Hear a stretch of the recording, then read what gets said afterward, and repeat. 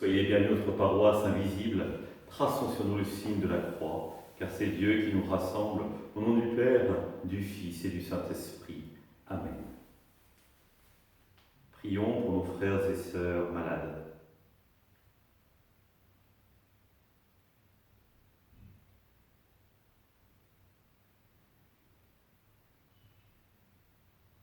Prions pour les soignants et tous ceux qui œuvrent pour le bien commun.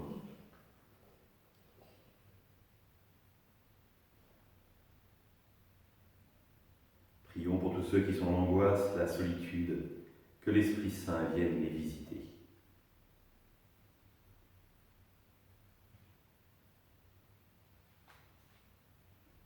Et pour manifester notre présence, maintenant allumez cette bougie au cierge pascal.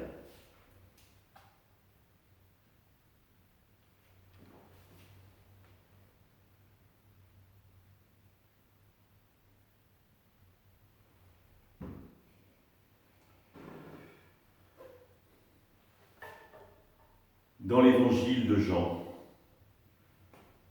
en ce jour-là, Jésus disait à ses disciples, « L'heure est venue où le Fils de l'homme doit être glorifié. Amen, amen, je vous le dis, si le grain de blé tombé en terre ne meurt pas, il reste seul. Mais s'il meurt, il porte beaucoup de fruits. Qui aime sa vie la perd, qui s'en détache en ce monde la gardera pour la vie éternelle. Si quelqu'un veut me servir, qu'il me suive.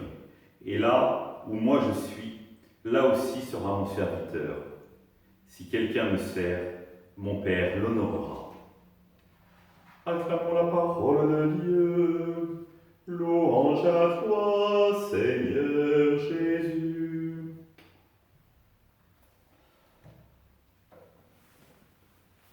Si le grain de blé tombé en terre ne meurt pas, il ne porte pas de fruits. S'il meurt, il porte beaucoup de fruits. Et évidemment, l'exemple qu'on donne souvent pour illustrer cette parabole de Jésus, c'est la vie du Christ lui-même, qui, durant sa vie, effectivement, a eu des disciples, et qui progressivement se sont détachés de lui, et pour se retrouver seul au moment de sa mort sur la croix.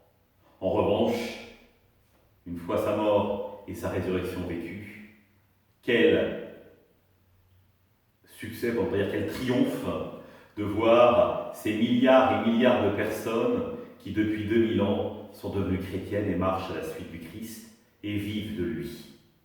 Si le grain de blé tombé en terre ne meurt pas. Mais si Jésus le dit, c'est peut-être pour lui, mais c'est aussi peut-être et certainement pour nous. Mourir. Immédiatement, on se dit, ah ben non, c'est une image, c'est une métaphore. En cette fête de Saint-Laurent, martyr, eh ben non. Saint-Laurent a suivi son maître jusqu'au bout, jusqu'au don de sa vie, plein et entier. Et rappelez-vous ce qu'on disait, que les semences de martyrs étaient terre de croyants. C'est-à-dire que là où les martyrs pullulaient, la foi naissait. Dans ce témoignage jusqu'au bout d'une vie donnée à l'image du Christ. Car de fait, le serviteur n'est pas plus grand que son maître. Mais on se dit facilement, oh, c'était il y a, pour Saint-Laurent, 1900 ans. Donc nous, ça ne nous concerne plus aujourd'hui. Ça ne nous concerne peut-être plus, nous, en France, mais dans d'autres pays, oui. Je suis toujours marqué par le témoignage des Irakiens. Nous avons accueilli notre communauté paroissiale et qui témoignent finalement comment ils avaient le choix, soit se convertir à l'islam, soit fuir. Et au nom du Christ, ils ont choisi la fuite. Ils ont choisi l'inconfort pour privilégier le Christ. Pour moi, ce sont véritablement des exemples. Et ça m'interroge sur ma manière de croire et de m'engager dans ma foi. Est-ce que finalement, j'irai jusque-là? La réponse est complètement impossible à donner parce que je ne suis pas confronté à la question. Mais au moins, est-ce que dans ma vie, La foi, mon engagement à la suite du Christ, m'a invité à mourir à certaines choses. Si cela m'a engagé à mourir à rien, je pense que ma foi est morte avant même d'être née. Parce que la foi vient transformer ma vie. Et toute transformation implique forcément des morts à certaines choses. Et je crois que c'est une question importante à se poser. Tiens, à quoi ai-je renoncé en acceptant de marcher à la suite du Christ, en acceptant de vivre pleinement ma foi chrétienne? Et nous pourrions peut-être être surpris par la réponse que nous allons donner. Et peut-être nous poser alors cette question: à quoi le Christ aujourd'hui m'invite-t-il à mourir pour renaître à une vie nouvelle véritablement avec lui?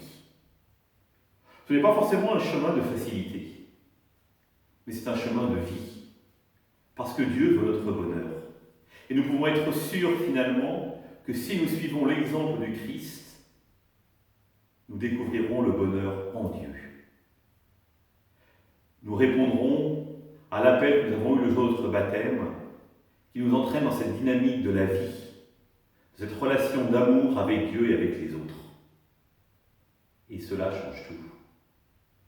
Oui, nous sommes invités à mourir à notre vie ancienne pour renaître à l'amour de Dieu lui-même en Dieu. Ensemble, nous prions.